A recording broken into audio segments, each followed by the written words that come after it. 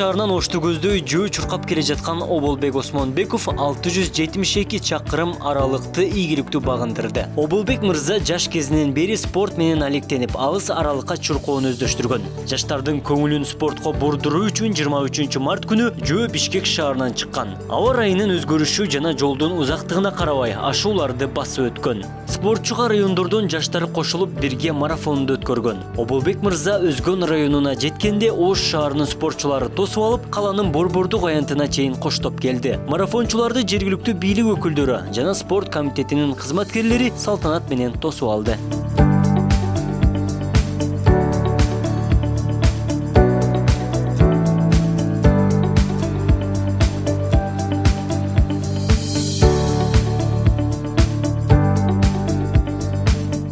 Элдер спортко, биздин мамлекеттеги спортко көңүл бурса экен деген неме максаттардан анткеси спорттор жакшы каралбай атат азыр.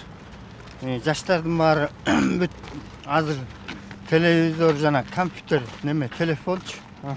Көбүнчө азыр ошо спортко кызыктырыш максат балдарды. Өзүм дагы ушу бир балдар тарбиялап чыгайын деген максатым бар ошо. Дүйнөсүнө чет мамлекетке, сырттарга. Эми жолдо кыйынчылыктарды айтсаңыз, кандай кыйынчылыктар, кандай тосолуктар болду? Аба ырайы балким. Ушу аба ырайы да Аллах таала бизге жардам берди окшойт ушунда.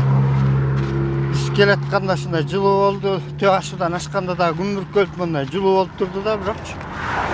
Мындай күмбүркөлүп турду, бирок мындай суук болгон жок. Анан кичине жана чычкан жана немелердин ичинен кичинеден жел болуп атты.